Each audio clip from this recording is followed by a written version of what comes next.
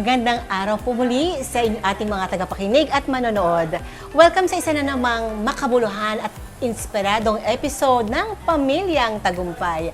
Ako po si Abby Trinidad at kasama ninyo ako upang pakinggan ang mga kwento ng pananampalataya, pag-asa at tunay na tagumpay.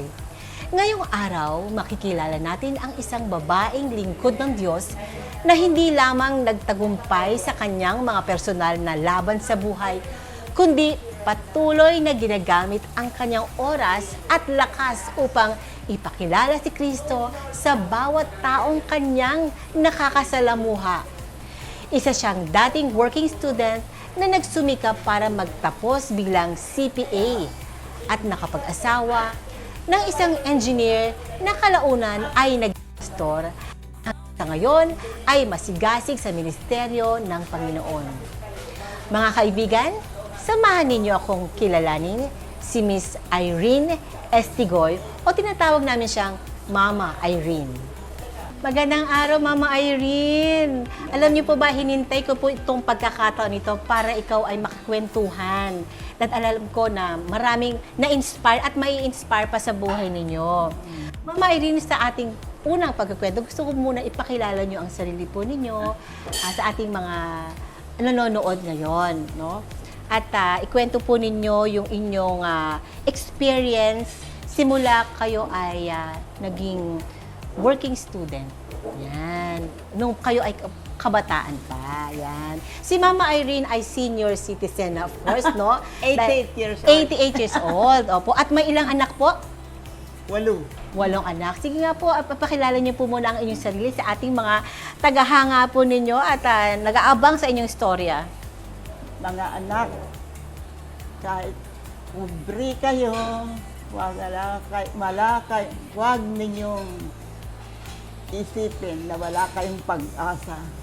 Basta manalangin kayo sa Diyos, bigyan kayo ng pag-asa ng Diyos. Dahil ang buhay ko ay amazing. Yes, dahil amazing. Ano po, paano po kayo nag-umpisa sa inyong amazing story?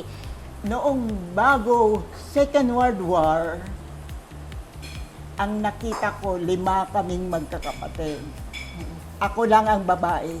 2 kuya na lalaki, 2 mas younger. Kaya ang kong favorite ng mother. Parents, okay? Pati kamag-anak. Kasi unang-una, ma-PR.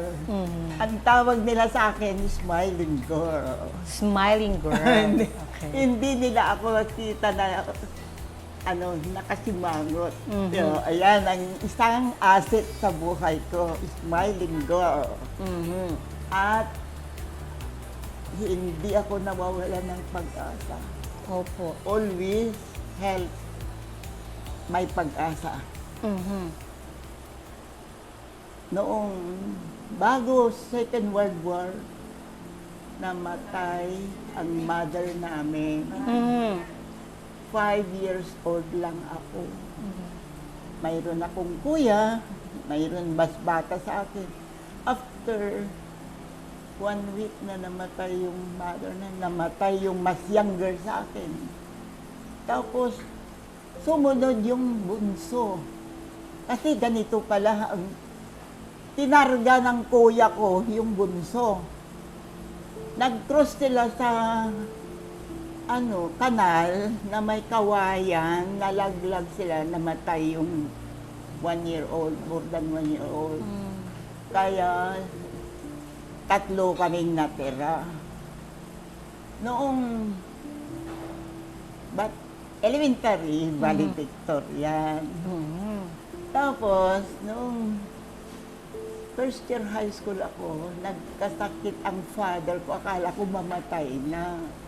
Binilin ako, anak, mag-aral kang mabuti dahil ang nanay ninyo mula noong grade 1 hanggang grade 6, first honor. Kaya binilin ako na nung na-discourage daw, pero hindi. nung nakita niya na masaya ang buhay namin, Mhm. nagnegosyante. Mhm. Maraming nabiling mga lupa. Mhm. At bumili kami ng lupa sa bayan upang noon panahon namin pala, grade 1 to grade 4 lang sa baryo. Mhm. Saan pong baryo ito, Mama Irene? Carriedo, Tayog, Pangasinan. Tayog, Pangasinan. Ngayon, 5 and 6 na sa bayan na. Mhm. Eh, ang layo, more than 2 kilometers. Mhm. Kaya, sinabi raw ng mother namin, bibili tayo ng lupa upang mayroong patayuan ng kahit malit na bahay na tirahan ng mga bata. Kasi 5 nga kami. Mhm. Apo. Eto, namatay naman yung 2, kaya 3 na lang kami. Eh, namatay pa yung mother namin. Mhm. Kaya, ang maganda, hindi na-depress. After 1 year, nag-asawa yung father namin, my stepmother. Mhm. Karamihan amin, pag stepmother o stepfather, hindi nagkakasundo. Mhm. Sa awa ng Diyos, nakasundo ko ang stepmother. Mhm. Pero yung 2 kong kuya, hindi. Nung elementary graduate lang, nagsilayas na sila. Opo. Napunta ng kamag-anak namin sa Manila Mhm. na may negosyo. Opo. Paano po, Mama Irene, ang yung naging journey dahil ikaw ay mag-aaral na? So, paano po ang naging buhay nyo dahil gusto nyo nga po mag-aral? Alam nyo, nagmana ako sa mother, negosyante. Yung bag ko na malaki, puno ng prutas. Oo. Pinagbibili ko sa mga classmate ko. Ilang taon po kayo nito? Yung grade 1, grade 2, Oo. Grade 1, grade 2, nagtitinda na si Lola, si Mama Irene. Alam nyo, totoo, Mhm. hindi ako humingi ng pera. Negosyante. Kaya nga sabi ng father namin, saka yung mga matatanda doon, nagmana raw ako sa mother ko, negosyante. Opo, opo. Oh, kaya, noong graduate kami ng elementary, Opo. siyempre first honor. First honor, opo. Valedictorian. Mhm. Nag-aral ko sa Pangasinan Eastern Academy. Mhm. 4 ang eskwelahan doon. Public, ang Pangasinan Eastern Academy, Luna Colleges, and Saragossa Colleges. Mhm. Pinaka stricto raw ang academy. At hindi sila tumatanggap kung hindi 85 and above. Mhm. Kaya, sa biyaya ng Diyos, natanggap ako doon. Opo. Mama Irene, napaka-retentive ng memory mo dahil ang kinukwento mo ay elementary, high school. Fast forward po tayo, Mama Irene, dahil na-excite ako sa story nyo na nung kayo ay kinakailangan na mag-aral. Ngunit medyo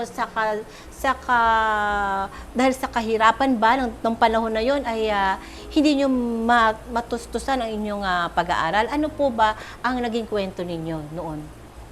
Nung kayo ay papuntang college na? Ay, ganito, noong high school muna. Sige po. Gusto ni Mama high school. Opo. Mm. Noong high school, tuloy pa rin, negosyante. So, grade 1, nagtitinda, negosyante. Nagtitinda. High school, nagtitinda pa din. Opo. Kaya may baon si Mama Irene. Opo. Kaya lang, noong graduate kami, Opo. actually pala, Opo. nung mag-first year high school ako, Mm-mm. mayroon akong teacher na naawa sa akin. Opo. Siya ang nagbabayad ng tuition fee ko. Mm-mm. High school po ito? Yung kahit kasi hindi naman tuition fee pala. Mga Kasi, projects. diba, Oo. mayroong mga gastos. Yeah, opo. Ayun. Pag summer, kasama ako sa Manila na mag-alaga ng 3 nilang anak. Oo. Kasi magmamaster yung teacher namin. Okay, opo. Ganun ang buhay namin. Mm-mm. Kaya nung mag-graduate na kami ng high school, bis valedictorian ako, anak ng supervisor, ang valedictorian. Kaya, alungkot ako, pero hindi rin ako, di ba sabi ko sa'yo, I never give up. At ngumingiti pa rin ako. Yan. Hindi ako nalungkot. Pagpunta namin sa National University, ka-enroll pala yung valedictorian. Mm. Nakita ng registrar, oh, if you graduated here, you're the valedictorian. Kasi mathematics, geometry, physics, 95 ako. Mm-mm. 90 siya. History, mga, sabi na, that is second class na subject. Sabi niya, would you like to have a full scholarship? Sabi, yes, sir. Sabi ko, I'll give you your cards. Okay. Talk with the president. Mm-mm. Oh. So, I went to the president of Dr. Domingo Hoxton, Mm-mm. National University. Mm-mm. Ano ba yan? Good morning, sir. I would like to apply for full scholarship. Oo. I graduated salutatorian, Mhm. but our valedictorian enrolled here and we have the same average. Mhm. So, nakita nung in-underline na ng registrar na okay, kaagad, yes, I'll give you full scholarship, but don't take up engineering. Take up commerce. Yes, sir, as long as I can study. Mhm. Yung pala, si Dr. Domingo Hoxton, accountant. Mm-mm. Kaya nung second year, second semester, professor namin. Mm-mm. Kaya pala, advisean ako maging accountant. Oo. Engineering kasi mathematician. Opo, opo. Mm-mm. Ang maganda sa buhay ko sa college, yung anak ng presidente, Mm-mm. naging friend ko. At first homework, pinahiram ko. Mhm. Bumalik, punit-punit na kasi pinagpalit. Kaya sabi niya, next time ako, dalawa nang gagawin ko. Yung Opo. isa pahiram ko, yung Mm-mm. isa tago ko, kung Mm. hindi na ko uulit. Ang maganda niyan, second semester, wala akong binili dahil yung mga kaibigan ko nagregalo. Wow. Lahat, pati underwears. Kaya, lagi pa ako pinapakain sa bahay nila, sa kantin, sa restaurant. Mhm. Kaya ako ang pinakamalusog dyan. Ano?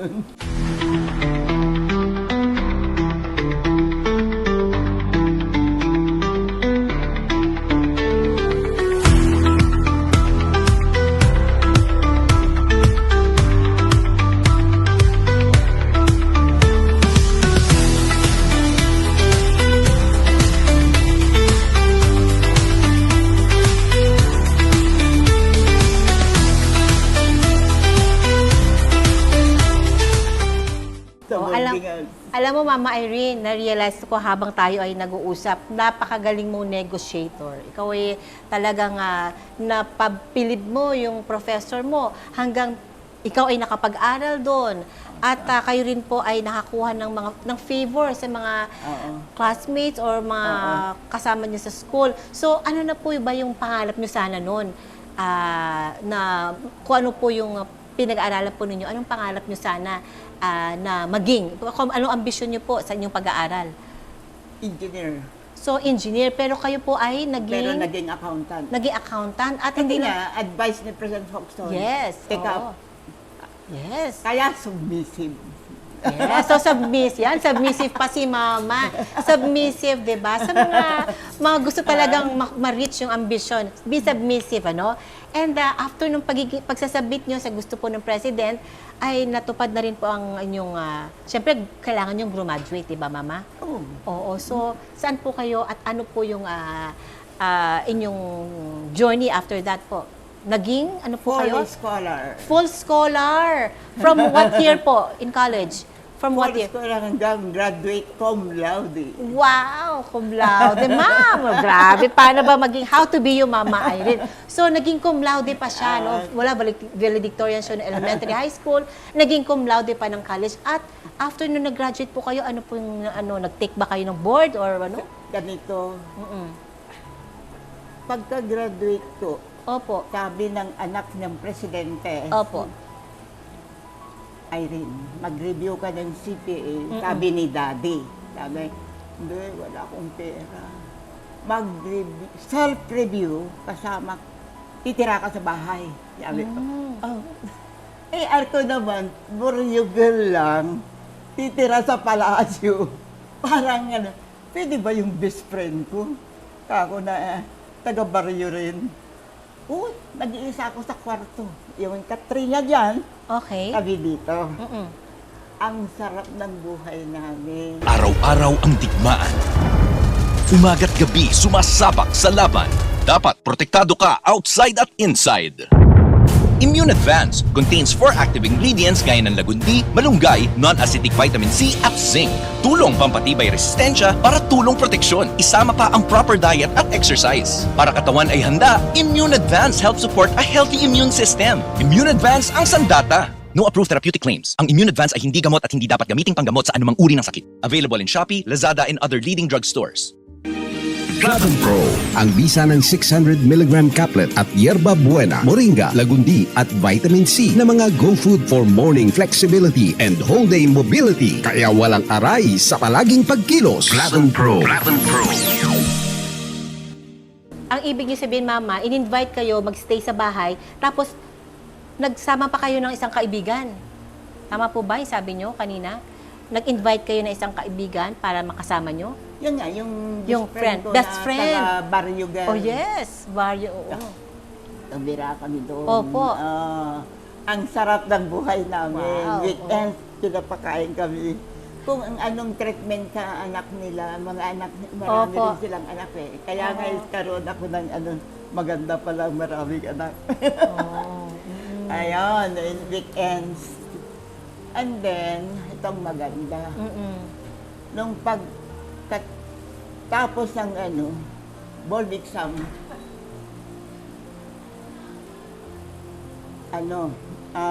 nag-apply na ako. Kaya kahapon, yung gusto kong mamit, yung nagkuhan pala ng vitamin C, Opo. associated daw. Yan ang first job ko. Associated Pharmaceutical. Yan. Hindi pa ako pasado ng CPA. Mm-mm. Dala-dala ko ang kalkwese, cum laude. Mm-mm. At tinanggap ako ni Mr. Terso Lingad na presidente ng Associated Pharmaceuticals. Wow. Ayan pala, kaya tinanggap ako, nakita niya mathematician. Mag-tutor ng the only son, Arthur Lingad, na mag-entrance sa Ateneo. Grabe naalala niyo pa po talaga yung estudyante niyo. Chinutor niya, tutor niyo, yes. Ang sarap ng buhay ko dahil pag dumating na yung tutor ko, pahinto na ako mag-opisina, ang daming pasalubong. Wow. Kaya sinishare ko naman, hindi naman akin lahat. Ayan ang buhay. Tapos pinapahatid pa ako sa boarding house. Ayan, napakasarap.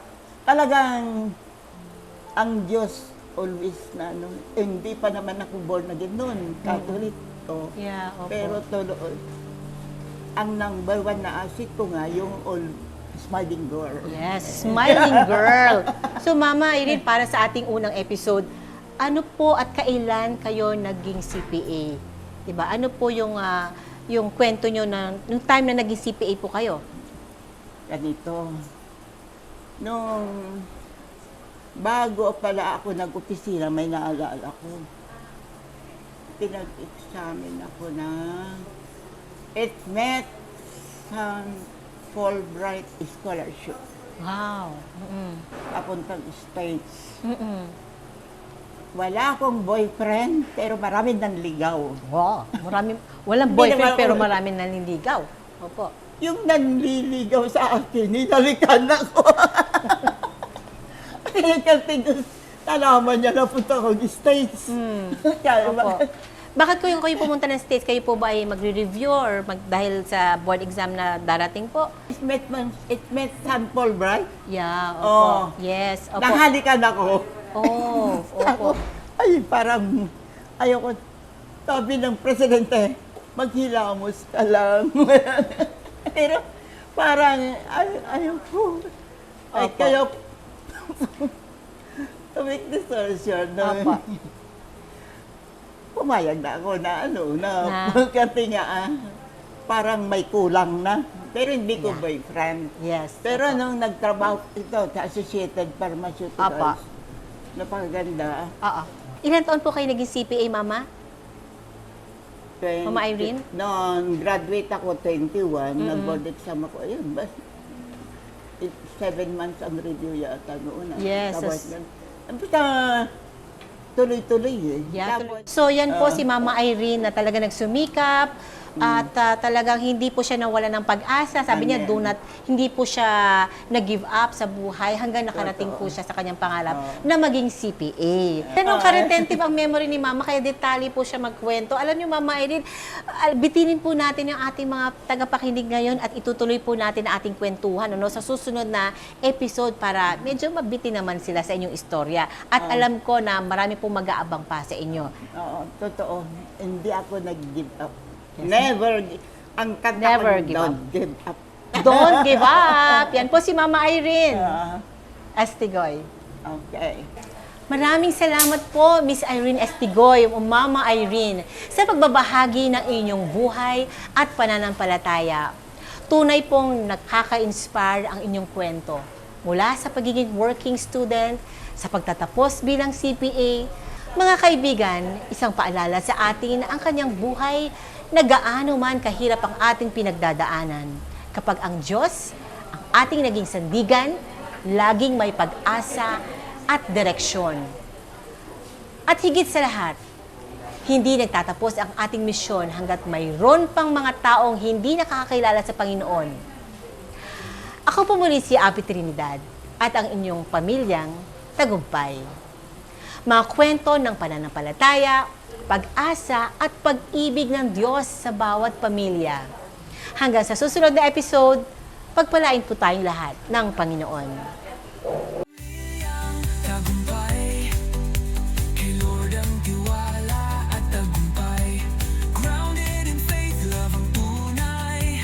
Tuloy-tuloy lang, move forward lang. Pamilyang tagumpay, pamilya ng Diyos. Buo at matatag sa bawat pagsubok, sa bawat tagumpay. God is our center, Diyos ang buhay.